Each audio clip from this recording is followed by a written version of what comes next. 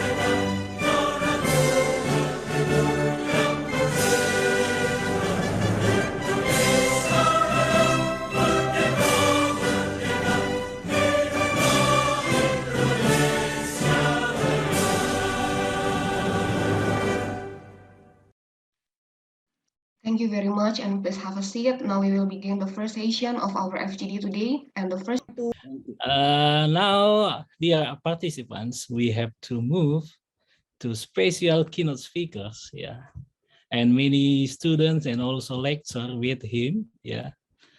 Bapak Evelyn Mual Sinambela, he is a co-founder of the Nabolas technology. Ya, time is yours, Bapak Evelyn, silakan.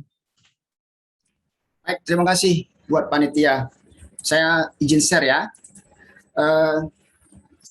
Tadi saya dikasih waktu 1,5 jam ya. Saya luar biasa, terima kasih buat panitia ya. Saya udah ikutin 2 materi yang pertama. Jadi masing-masing menyampaikan keunggulannya ya. Saya kira itu luar biasa sekali. Sebenarnya itu bisa dikuantifikasi sebenarnya keunggulannya. Kita perkuat kekuatan, tapi yang kelemahannya disiasati nanti. Nah, topik yang diminta pada saya itu adalah tentang artificial intelligence. Nah, jadi saya bikin satu pemaparan yang sedikit berbeda cara pandang AI ya. Sebelum saya materi yang saya sampaikan, mungkin begini. bagaimana kalau saya bikin statement begini, AI itu akan selalu mengikuti dan berevolusi terhadap kepintaran manusia. Itu akan selalu dia. Jadi semakin pintar manusianya, akan semakin pintar lah AI-nya. Nah, saya tidak tahu statement saya salah atau benar, tapi silahkanlah menafsirkan sendiri Bapak Ibu yang saya hormati di sini, khususnya para profesor. AI itu adalah menjadi manusia tanpa daging. Seperti itulah, silahkanlah menerjemahkannya seperti apa. Kemudian tadi Prof yang, sorry saya lupa, saya ingin koreksi bahwa Prof, siapa tadi yang barusan, lupa saya. Prof. Manihar. Prof. Manihar, saya tidak dokter.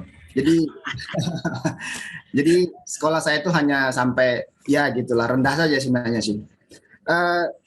Tapi saya diminta untuk menyampaikan materi, saya sangat terima kasih ya. Saya memang lebih banyak di praktikal sih. Nah, ini materi yang akan saya ulas dalam sudut pandang yang berbeda adalah Smart Campus with Artificial Intelligence ya. Nanti kita coba saya simulasikan bagaimana memvisualisasikan data dengan menggunakan ini data COVID yang saya seminggu ini riset khusus untuk acara ini dengan Tableau ya, seperti itu. Nah, mohon izin nih kepada panitia, saya ambil sampel itu adalah USU ya. Saya tanya, kamu besar nggak kampusnya? USU itu besar nggak kampusnya? Gitu ya. Besar. Gitu loh. Nah, ini sudut pandang yang berbeda tentang USU. Jadi kalau ditanya, are you big gitu ya? Maka ini bisa dijabarkan. Berapa besar kampus USU? Ya. Kemudian berapa size marketnya berapa? Ya. Kemudian juga aset kampusnya USU berapa gitu.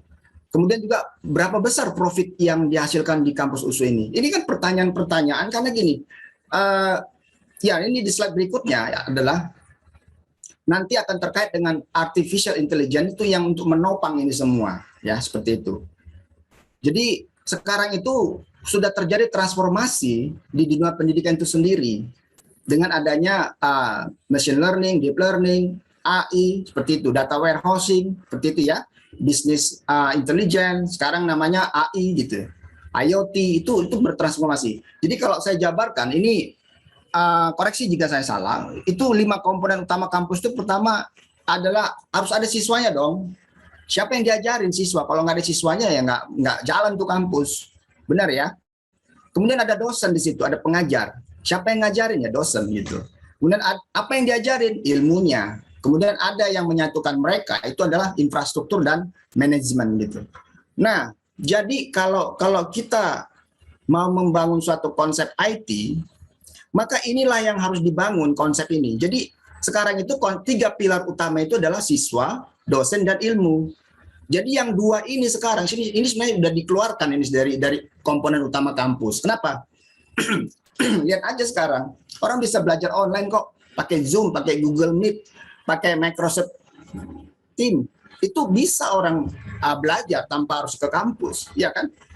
Jadi yang tadinya adalah 5 komponen utama, sekarang jadi 3. Nah, ini yang 5 ini sebenarnya udah terintegrasi. Saya kan udah terintegrasi lah di dalam satu kampus itu sendiri. Inilah yang melatar belakangi harus dibangun itu sistem-sistem yang integrated yang ada di kampus. ERP-nya contoh misalnya, sistem akademiknya udah pakai komputer nggak? Kemudian sistem human capitalnya udah pakai komputer nggak? Kemudian sistem basis finansialnya sudah pakai komputer nggak? Nah ini ada ERP. ERP itu ada Enterprise Resource Planning. Jadi semua komponen resources dalam rangka menyajikan laporan keuangan itu sudah terintegrasi, itu harus ada. Kemudian dikombinasikan dengan IoT. IoT itu banyak, ada yang namanya OCR, ada yang namanya kamera, ada yang namanya pemindaian kecepatan seperti itu atau misalnya dengan smart kamera untuk mendeteksi semua kegiatan-kegiatan yang ada di kampus.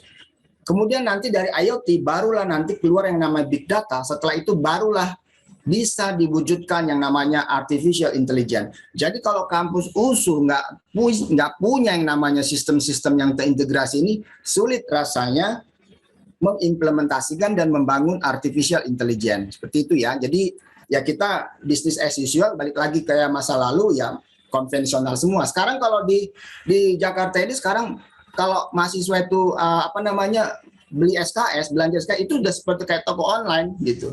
Jadi dibikin modulnya berapa satu semester berapa SKS, mana yang mau dibeli, ya dia pilih-pilih itu SKS-nya. Kemudian dia bayar dengan menggunakan financial technology seperti itu ya. Makanya tadi saya tanya tadi sama Profesor Suri, ada nggak financial technology? Ternyata ada, itu that's good gitu. Nah ini yang saya bilang telah terjadi shifting bisnis saat pandemi. Mengalami nggak ya teman-teman dari di Medan? Ini udah terjadi kok. Jadi kalau di sekarang itu pendaftaran mahasiswa diperpanjang, kemudian mahasiswanya masuk di tengah jalan, yang penting bayar SKS, ujian lulus. Kalau nggak bayar SKS nggak bisa bayar gaji dosen kan. Nah ini yang terjadi, faktornya ada dua sebenarnya. Satu faktor karena COVID, memang terjadi penurunan aktivitas. Ya, yang kedua itu karena ini nih biang keroknya nih. Jadi orang yang edutech ini udah masuk sekarang di Jakarta itu. Jadi kayak misalnya Arif Guru, Bisai, Udemy, Kodepolitan ya. Ini mereka nggak butuh kampus loh. Benar, nggak butuh kampus. Jadi saya pernah ngajar di sini. Jadi satu materi itu bayarnya berapa coba? 50.000. Tapi yang belajar itu 300 orang. Jadi kalau misalnya 300 dikali 50.000, 15 juta. Maka dari panitianya udah bisa dapat. Kemudian juga instrukturnya juga dibayar juga tidak rendah-rendah amat. Nah, jadi mereka nggak butuh kampus. Mereka itu butuhnya apa? Internet doang sama digital marketing. Jadi ini memang nggak semua ilmu yang kena ya. Jadi ilmu-ilmu terapan saja yang kena. Misalnya seperti akuntansi, kena itu. Terutama nomor satu adalah IT. IT ini yang tergerus. Jadi IT, akuntansi, marketing. 3 ini yang kena. Nah, jadi kenapa saya katakan begitu? Misalnya seperti kampus A ini, asetnya besar, cost-nya stabil, tapi bisnisnya down dia. Kenapa? Karena mahasiswanya turun. Karena mahasiswanya gimana ya kondisi pandemi seperti ini kan? Jadi mereka lebih bagus mencari skill dibanding ijazah. Karena memangnya Bapak Ibu ya, kalau di dunia IT itu ijazah itu cuma sortiran pertama ketika melamar. Sortiran pertama nih, saya IPK-nya berapa itu disortir, lulusan dari mana disortir. Apalagi kalau misalnya HRD-nya, wah ini lulusan dari Unimed. Kebetulan saya lulusan Unimed, yang lulusan ITB pun akan saya singkirkan. Itu begitu terjadi memang. Nah, jadi sama-sama mereka melakukan seperti itu. Kemudian kalau yang edutech ini, cost-nya stabil, tapi revenue naik. Jadi kalau misalnya nanti COVID ini panjang, mudah-mudahan nggak panjang ya, karena saya juga terimbas COVID juga sebenarnya. Itu kampus itu akan tergerus dia.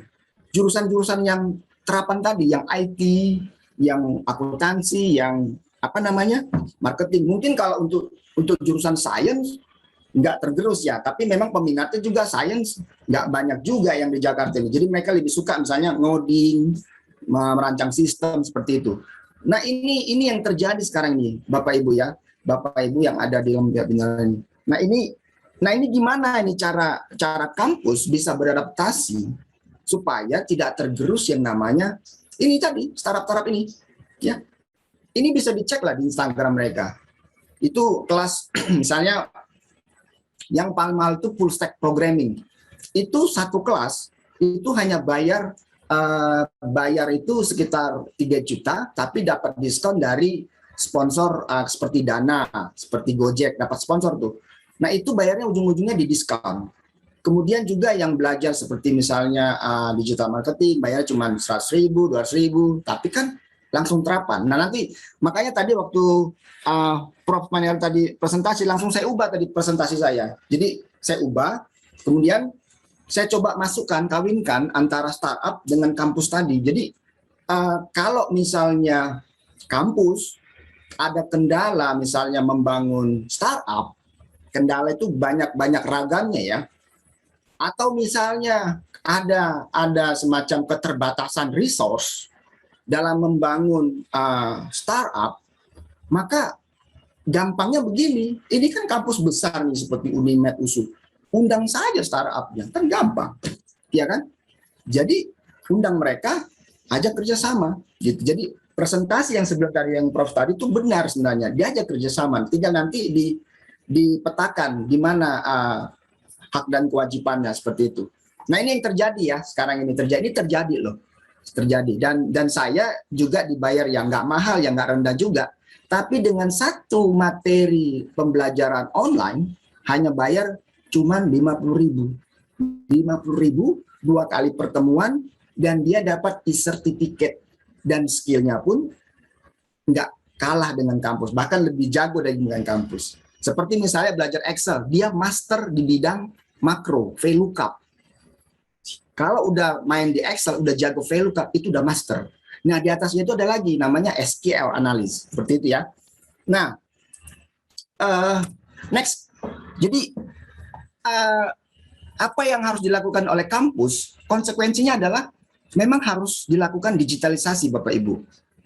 Jadi, Bapak Ibu yang saya hormati, digitalisasi adalah satu-satunya cara untuk survival. Memang Unimed sama USU nggak terlalu tergerus, karena negeri ya, labelisasi negeri itu pengaruh itu. Tapi kalau kampus-kampus yang lain, yang swasta-swasta kecil itu pada mati, habis.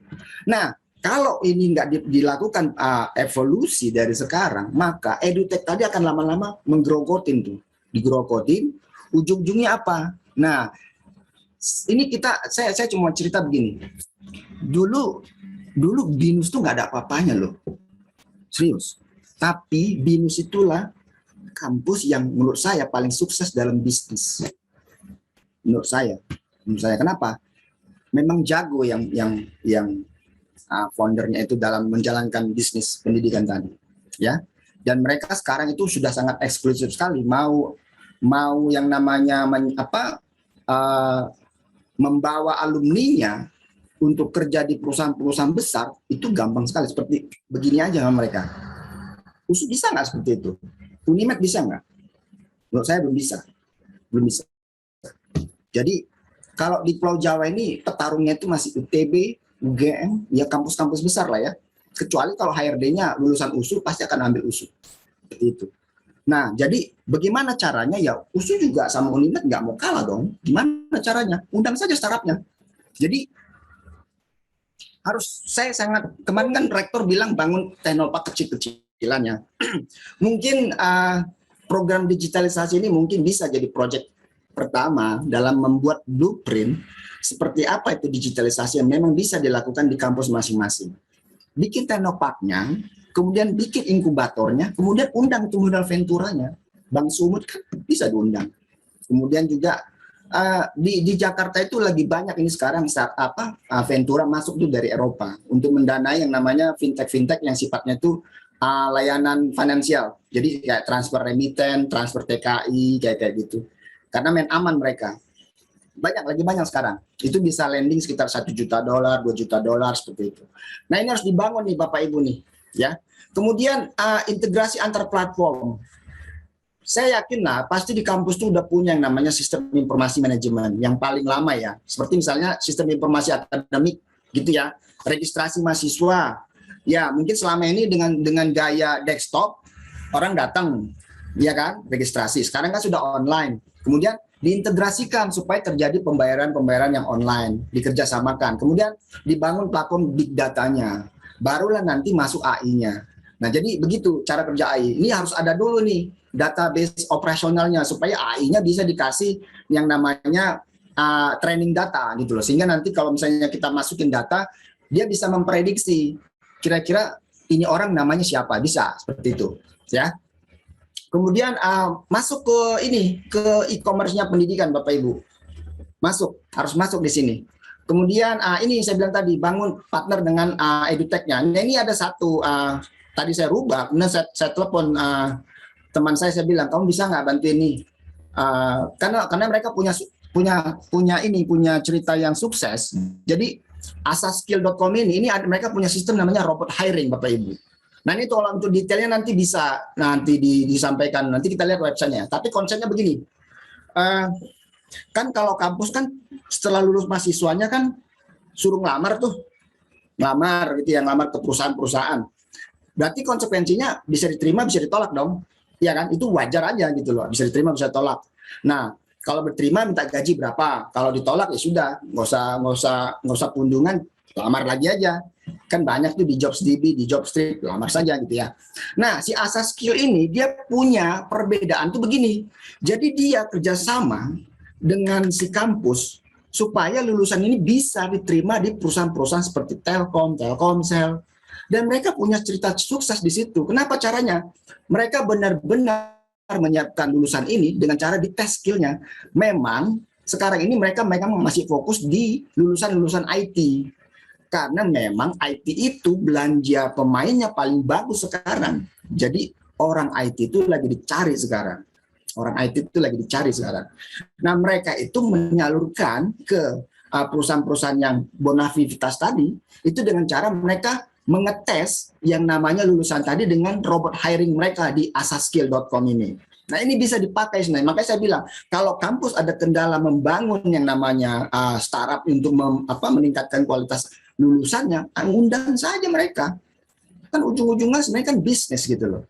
Untuk apa menghabiskan resource di situ, karena memang bukan di situ core-nya si kampus tadi, tapi bagaimana meng-add on sebuah produk sehingga lulusan mereka itu bisa lebih bersaing dibanding yang lain. Nah, mereka juga menjamin mereka ini kemarin saya lihat-lihat ya, ini kemarin saya perhatikan bahwa mereka punya konsep begini. Misalnya SKS-nya mahasiswa itu di-blended gitu loh, di-blended dengan trainingnya mereka. Kemudian habis dari training, di testing, baru disalurkan. Kalau mahasiswanya lulusan itu tadi misalnya nggak diterima di perusahaan-perusahaan yang bonafit dalam waktu berapa tahun gitu, sekian tahun atau sekian bulan, uangnya dikembalikan loh. Sampai segitunya mereka. Nah, ini makanya mereka itu selalu eksklusif, dan mereka punya yang namanya lulusan itu kerja di Telkom, Telkomsel, kemudian mereka juga punya di Tokopedia, di Gojek seperti itu. Tapi memang terbatas hanya lulusan-lulusan IT. Nah, kemarin mereka bilang mereka mau masuk di lulusan ilmu terapan di akuntansi sama marketing. Kalau untuk sains sih belum sih ya. Kalau untuk sains saya rekomendasi ya USU kan udah bagus banget sebenarnya untuk kelas kampus di Sumatera ya. Dan memang udah top lah di Indonesia. Unimed juga. Apalagi yang dari Malaysia kan. Nah, ini yang Malaysia juga boleh itu kerjasama itu dengan model-model kayak begini. Ya. Nah, saya nggak tahu nih orangnya ada nggak ya. Coba siapa ya, Rido ya. Nah, ini ada orangnya nih, Huta Barat nih. Orangnya yang mana ya? Coba kita lihat dulu ya, ini ya. Izin panitia boleh nggak 2 menit untuk mereka cerita sukses story-nya. Tapi sebelum itu saya mau kasih lihat dulu ininya mereka, webnya mereka. Jadi ini konsepnya, ini asas skill.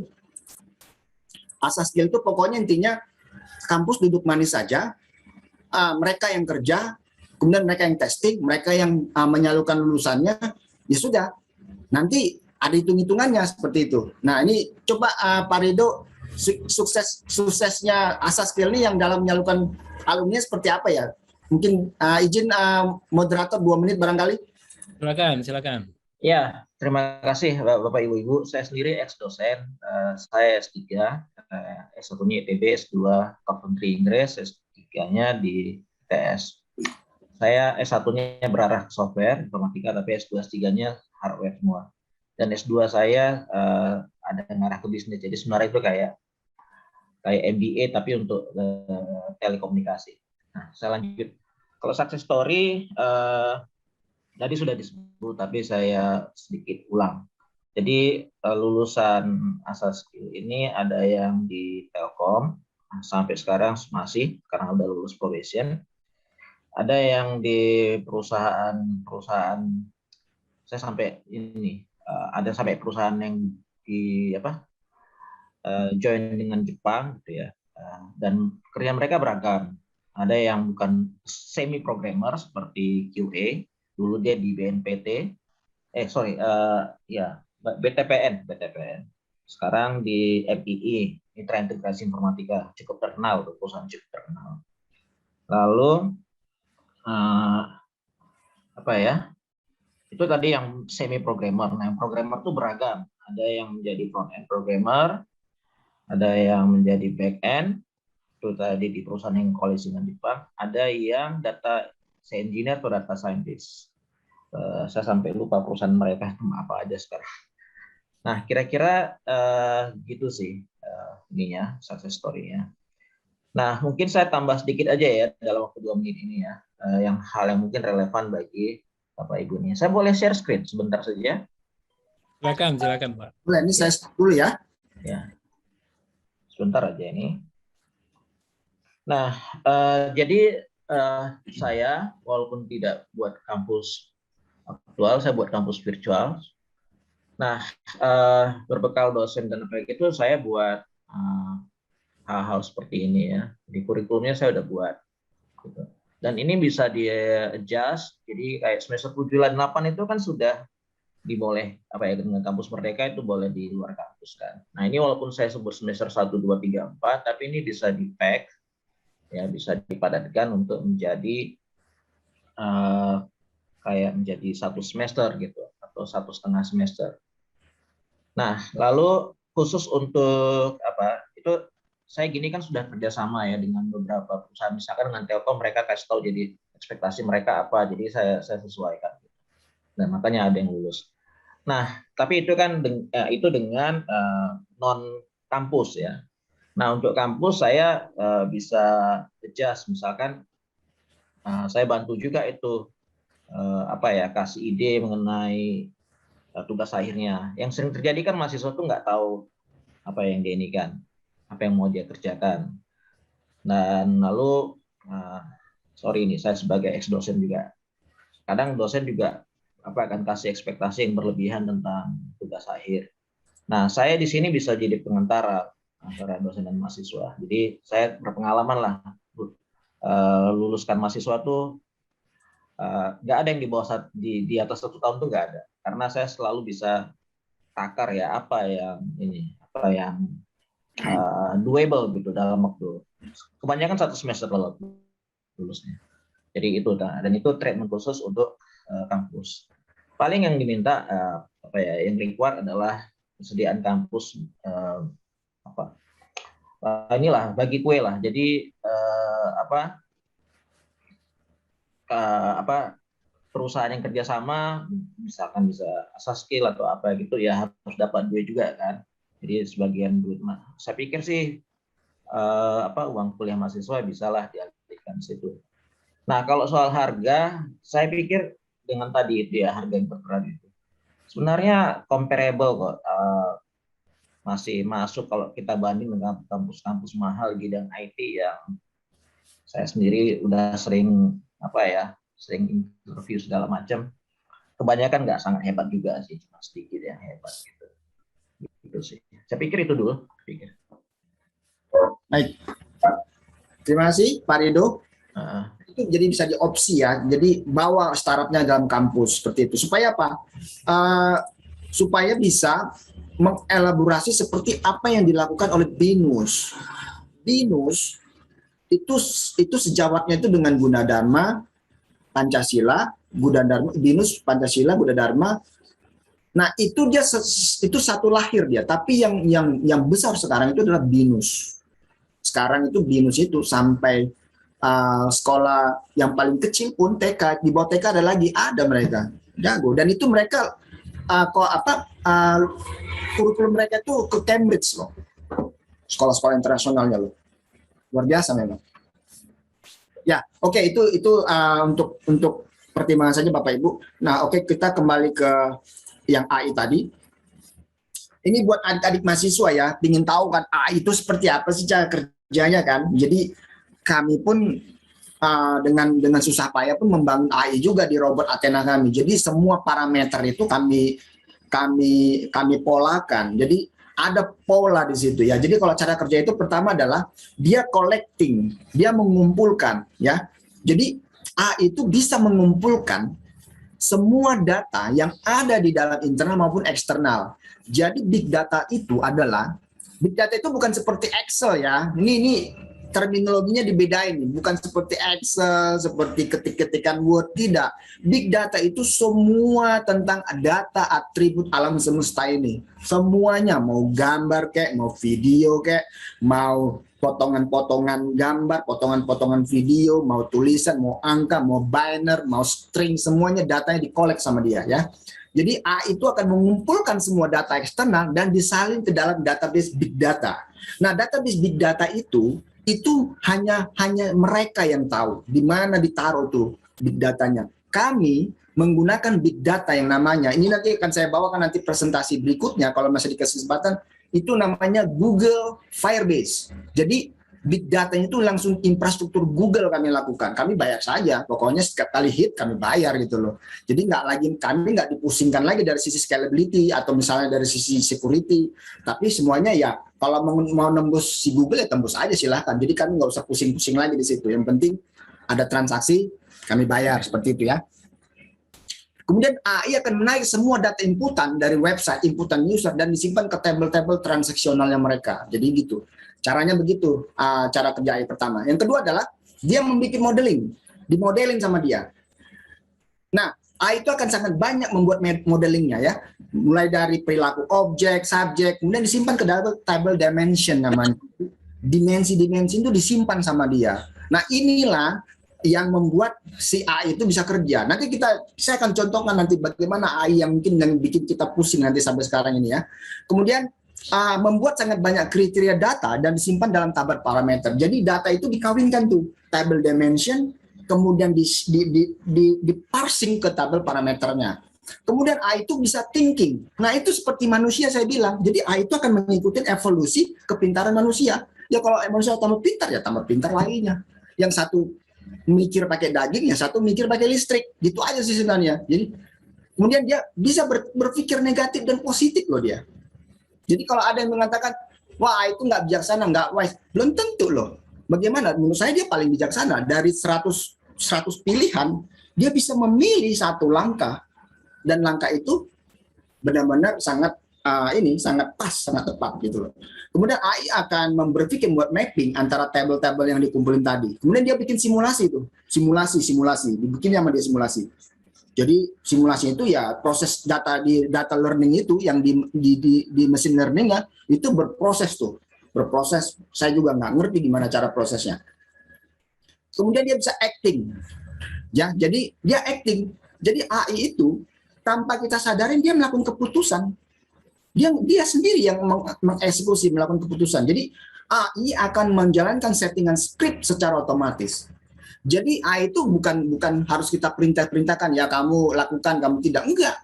Kalau memang dia lakukan. Jadi tanpa intervensi manusia dia akan lakukan seperti itu. Ini adalah konsep kerja AI itu, artificial intelligence. Nah, saya coba kasih tambahan seperti ini. Misalnya begini, pernah nggak Bapak Ibu, misalnya gini ya, ini di Google ya, di Google. Gampangnya gini, maaf kalau saya katakan gini, saya misalnya orangnya overweight gitu ya, cari obat pelangsing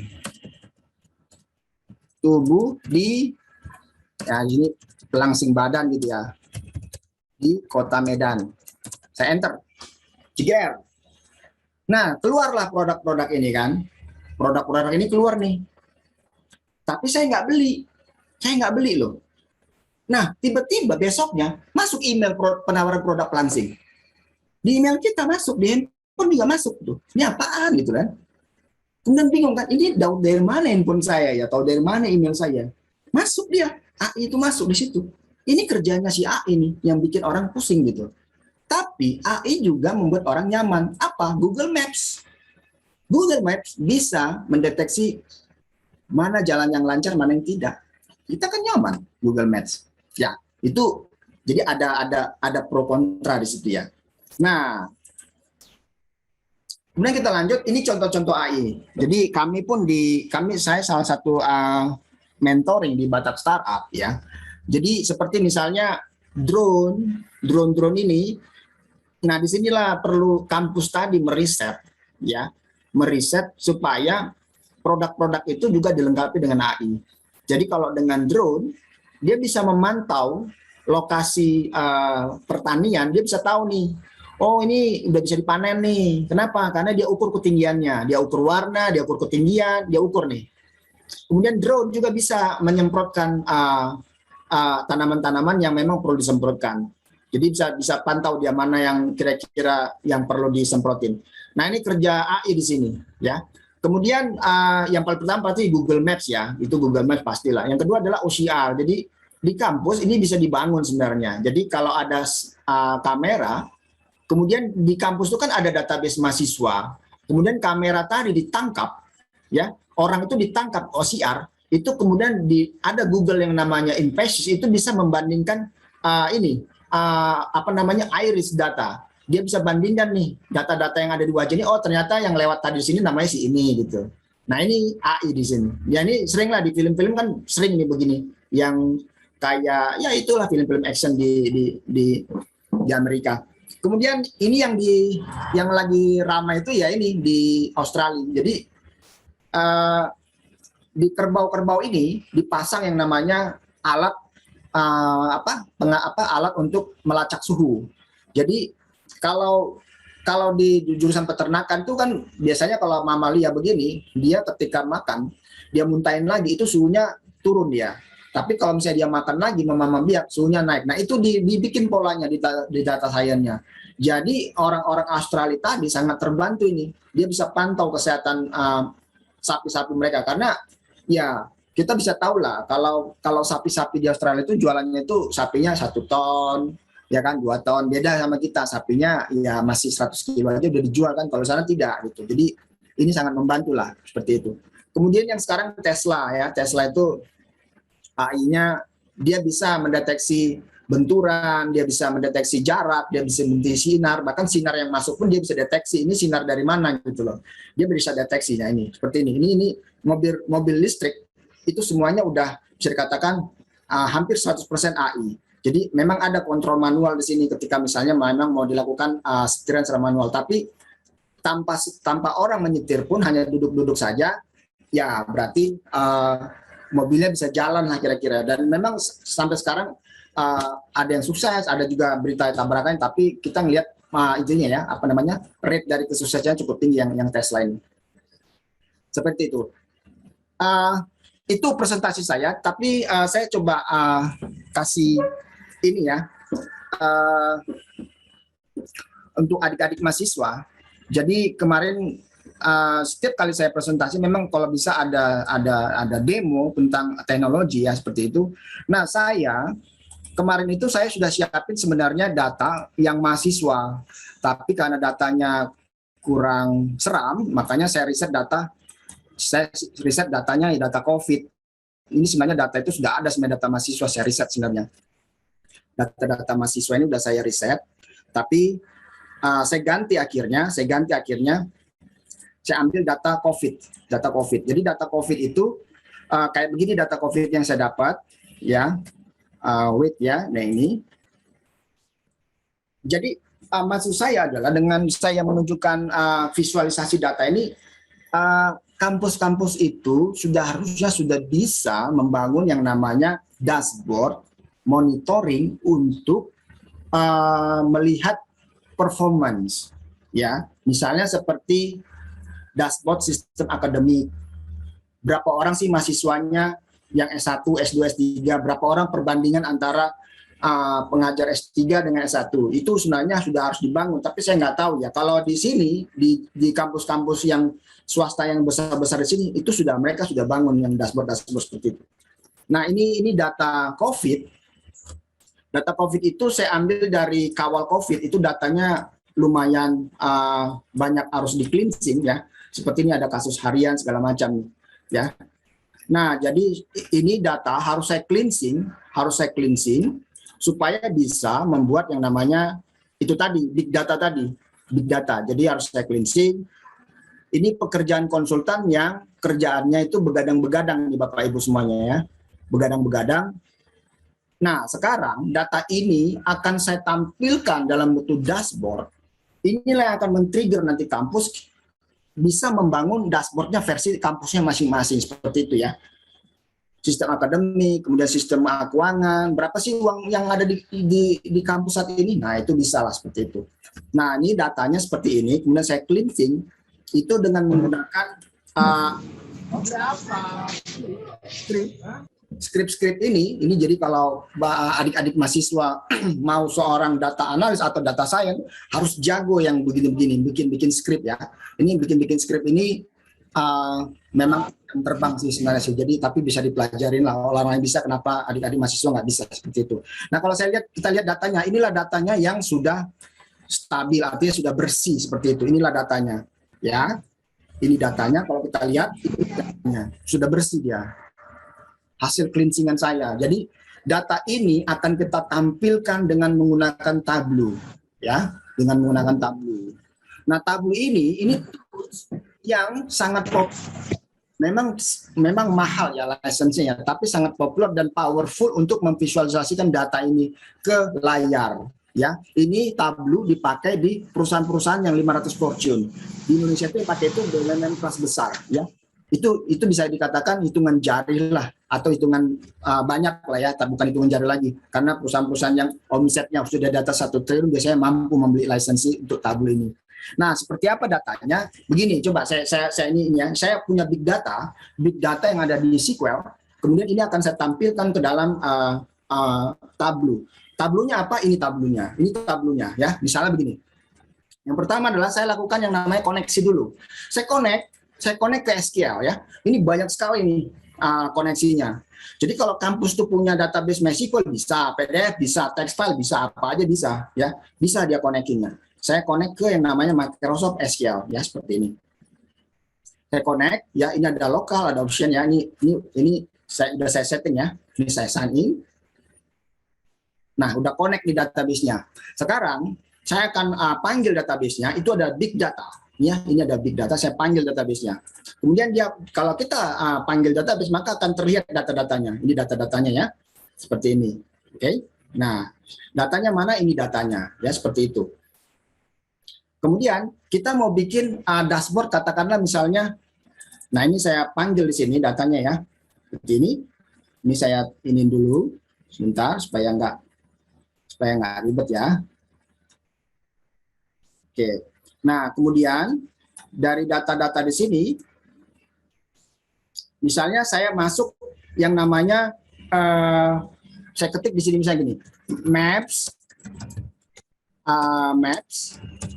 COVID, distribusi gitu ya. Nah, ini seperti worksheet ya di Excel ya. Nah, kemudian saya panggil datanya, saya bilang, coba tampilkan data yang katakanlah misalnya new cases gitu, new cases ya. Nah, saya panggil datanya nih, saya tarik di sini nih, saya tarik di sini 3R ini ya, keluar. Kemudian itu harus saya breakdown itu di country. Jadi ada yang namanya dimension, ada yang fact table ya. Saya country sini, saya masukin ke sini. Tuh, ketemu datanya. Ini udah ketemu nih datanya nih.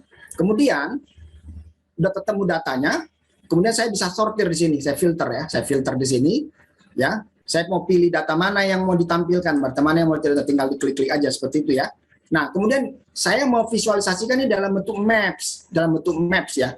Maka saya bisa panggil yang namanya gambar, itu ada di show me, saya panggil di sini datanya ya, saya panggil. Maka sudah bisa dalam bentuk maps seperti itu ya. Ini bisa dalam bentuk maps. Nah, misalnya ini diganti color-nya, misalnya edit color ya, bisa diganti jadi misalnya warna merah seperti itu ya.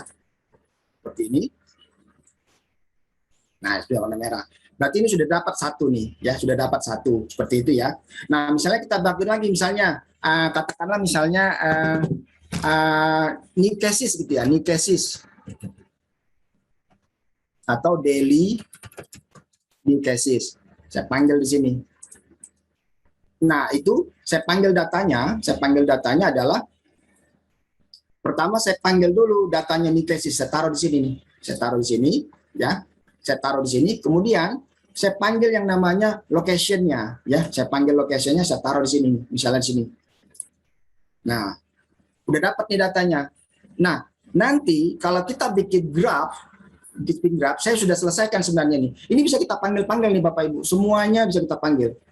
Jadi Tableau ini gampang sekali sebenarnya, tapi yang sulit itu adalah di sini. bagaimana cara membangun data ini, mengcleansing ini yang sulit sebenarnya. Ini kerjaan konsultan, makanya konsultan itu dibayar mahal situ. Inilah data yang tadi. Nah, jadi kalau untuk Tableau tadi bisa dipelajarin lah, ini seperti ini kan gampangnya. Nah, hasilnya seperti apa? Nah, ini saya bikin hasilnya sudah seperti ini, ya.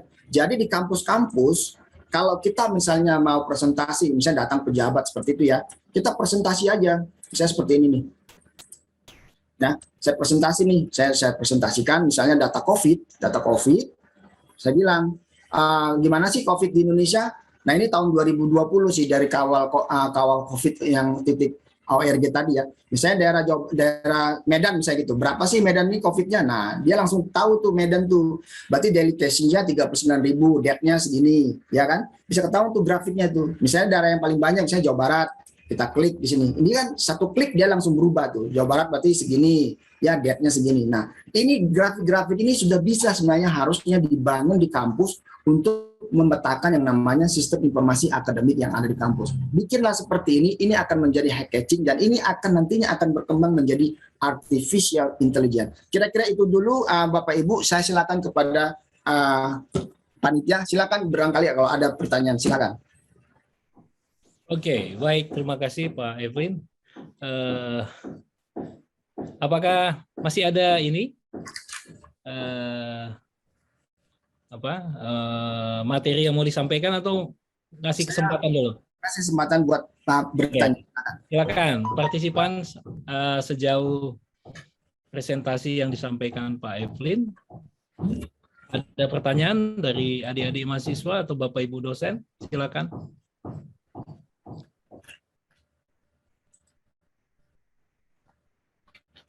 Silakan, ada? Pak Dr. Krista. Oke, Parigan. terima kasih Pak Siburian. Pak Evelyn. Ya Pak. Ya Prof. Saya sangat tertarik memang kalau sudah namanya AI, machine learning, data besar, big data dan lain sebagainya. Tapi kadang Pak saya belum tahu dari mana sebenarnya saya mulai. Kalau data oke lah. Terus misalnya di Tableau itu tadi, itu bilang tadi mesti ada konsultan. Kalau secara konsep dasar itu kira-kira gimana Pak? Biar bisa kita kembangkan. Artinya kecil dulu, baru nanti kita besarkan. Yang Bapak explain itu kan sudah betul-betul ya profesional ya. Jadi bagaimana kita membimbing mahasiswa sehingga nanti dari konsep-konsep sederhana membangun IoT-nya itu dari sensor-sensor dengan kontrol-kontrol pemrograman sederhana misalnya C++, kemudian kita sambungkan dengan IoT. Nah, itu kan sebenarnya sudah bisa kita display, Pak. Tapi untuk lebih menggigitnya itu gimana kira-kira, Pak? Mungkin ada triknya soal kita, Pak. Silakan, Pak. Terima kasih, Prof. Ya, saya jelasin sekilas, Prof. Ya. Oke, begini, Prof. Pertama adalah kalau kita di kampus pasti kan sudah ada punya sistem informasi manajemen kan, betul. Berarti sudah ada database-nya. Katakanlah database yang gampangnya, yang gampangan lah, FreeSQL lah, MySQL. Contoh misalnya gini. Oke, saya balik ke namanya data mahasiswa ya. Ini data mahasiswa. Contoh ya, tadi kan komponen itu ada 3 itu, mahasiswa, kemudian dosen sama ilmunya. Nah sekarang di kampus itu kan sudah ada yang namanya mahasiswa, ya kan? Nah dari database tadi, dari database yang ada di sistem informasi mahasiswa, datanya ditarik Pak, ditarik pakai query sehingga dikumpulkan datanya menjadi satu data warehousing. Ini namanya data warehousing Pak, yang ini. Kalau saya select di sini, ya, misalnya saya copy with header, saya copy kan. Belum tershare. Oh, sorry, mohon maaf. Wait ya. Oke, saya ulang saja ya. Terima kasih Prof ya. Pertanyaannya bagaimana cara memulainya? Cara memulainya gampang sebenarnya Prof. Jadi pertama adalah kita membuat yang namanya mapping topologi sistem informasi yang ada di kampus. Jadi harus di mapping dulu, kampus itu punya sistem informasi apa saja yang sudah ada komputernya, yang sudah punya sistem informasi manajemen. Contoh misalnya, apakah di kampus Unimed sudah ada sistem informasi registrasi mahasiswa? Kalau sudah, berarti sudah punya data mahasiswa. Apakah sudah punya namanya sistem informasi SKS? Kalau sudah berarti sudah punya namanya mahasiswa mengambil sistem informasi SKS, ya kan? Apakah di kampus sudah punya yang namanya sistem informasi dosen? Kalau sudah punya, berarti sudah punya database mahasiswa dan dosen, ya kan? Nah, kemudian dari situ di-join antara yang namanya database mahasiswa dan dosennya. Contoh misalnya ini, saya ambil database mahasiswa. Ini kan database-nya kan saya karang-karang saja nih. Saya karang-karang lah ini. Misalnya ini datanya ada 10.000 ya, ada 10.000. Nah, datanya saya karang. Saya ingin tahu ini di mahasiswa ini jurusan tingkat 2 berapa orang sih? Saya tinggal bikin aja skrip begini, gampang ya. Ini saya copy dulu ya biar nggak usah ngetik. Select where, saya ketik aja where ya. Where yang grade sama dengan 2.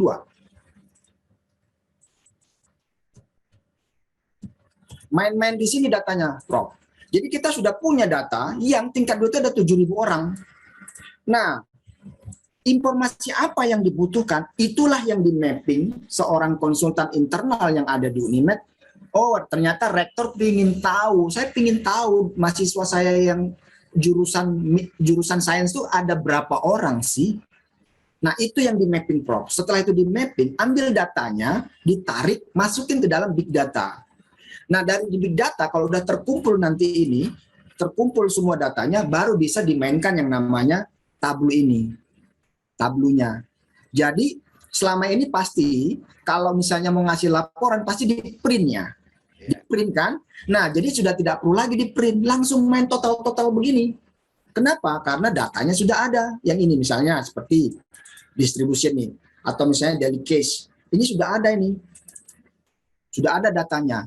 Nah setelah dari data-data yang tadi ini sudah ada, kemudian dibangun yang namanya data dari eksternal. Mengambil data dari eksternal, Prof, itu perlu IoT, Prof. Iya.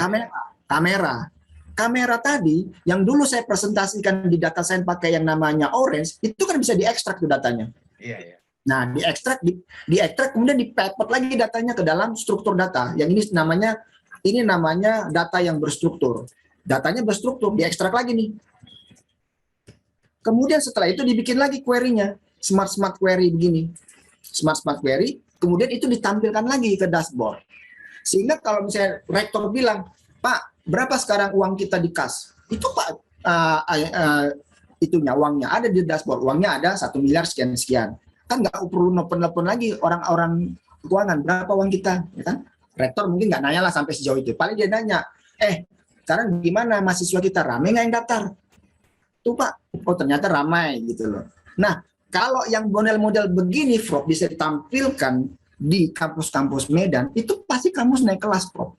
Jadi, ini sebagai perbandingan saja, di Jakarta, kampus besar sekarang sudah rontok karena mahasiswa turun. Kampus-kampus besar, model-model kayak STIMIK itu naik. Naik dia. Jadi, kampusnya kecil tapi omsetnya besar. Satu lagi kampusnya besar, tanahnya luas, omsetnya turun. Kenapa? Mahasiswanya malas nggak apa ya, karena COVID lah. Seperti itu, Prof. Jadi cara bangunnya, bikinlah tim dulu dalam kampus yang kecil, kemudian mappingkan dulu topologi sistem-sistem apa yang ada di kampus. Diurut saja, Prof, dalam bentuk Excel. Ya kan? Ya ini teknis banget lah ya. Ini kan gampang saja sebenarnya sih. Kalau mau kita main-main seperti itu, dibikin saja ininya, belanja masalahnya, list ya. List sistem di Unimed, ya nomor, kan begini saja, Prof. Keterangan apa yang punya, misalnya sistem akademik, yang kedua sistem apa, sistem HRD, ya bikin saja dulu, di mapping dulu nih. Nah nanti dari mapping ini akan ketemu yang namanya satu adalah kita butuh apa, database target. Nah setelah dapat database target, kemudian nanti kita mapping, kita lakukan join database. Nah setelah itu baru ketemu itu yang namanya dashboardnya. Itulah yang ditampilkan, biar nanti kalau rektor nanti ketemu sama ya pejabat yang kebetulan datang ke Unimed, kami punya dashboardnya, ini dashboardnya, bukan hanya Telkom yang punya, Unimed punya, gitu. Cuman memang kendalanya, Prof, itu tablo mahal, tapi ada caranya dapatnya murah. Bikin surat, Prof, bilang ini kebutuhan kampus, beli saja konkuren usernya satu. Konkurennya satu, ajukan ke yang namanya Tableau di Singapura, nanti mereka disposisi suratnya ke namanya Tableau Indonesia, dikasih tuh Prof harganya, diskon tuh minimal 50% diskon. Itu yang pertama. Yang kedua, implementornya jangan ambil perusahaan, karena mahal.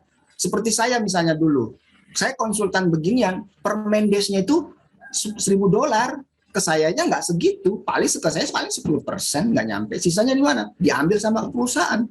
Jadi kalau mau gitu, ambil saja yang freelance, model-model kayak saya, trainingkan, jadi TOT namanya, training for trainer. Di training lah orang-orang kampus, ya udah bikin dashboard aja begini, gampang nih Bro. Yang sulitnya memang ini di sini, meng-cleansing data ini. Tapi nanti ini, kalau udah jadi skripnya, tinggal tarik dia, tinggal tarik, tinggal pull. Itu Bro. Sebenarnya, cara kerjanya. Saya kira itu. Terima kasih Pak Evelyn. Nanti kalau saya coba dulu, nanti Bapak jadi mentor sebagai motivator saya juga lah nanti sama Pak Rikson. Kan itu kan. Oke, terima kasih Pak Evelyn. Ya, kalau budgetnya banyak ya sewalah perusahaan, kan bagi-bagi rezeki. Tapi kalau ada kendala di budget, ya sudah budget yang sisanya bisa dialihkan untuk program studi naik kelas lah di kampusnya. Gitu. Artinya untuk overview lebih expand dia nanti sama Pak Evelyn, baru nanti ke yang lain mungkin sebagai basicnya yang lebih kuat Pak. Terima kasih Pak Evelyn. Siap Pak. Terima kasih Pak Krista.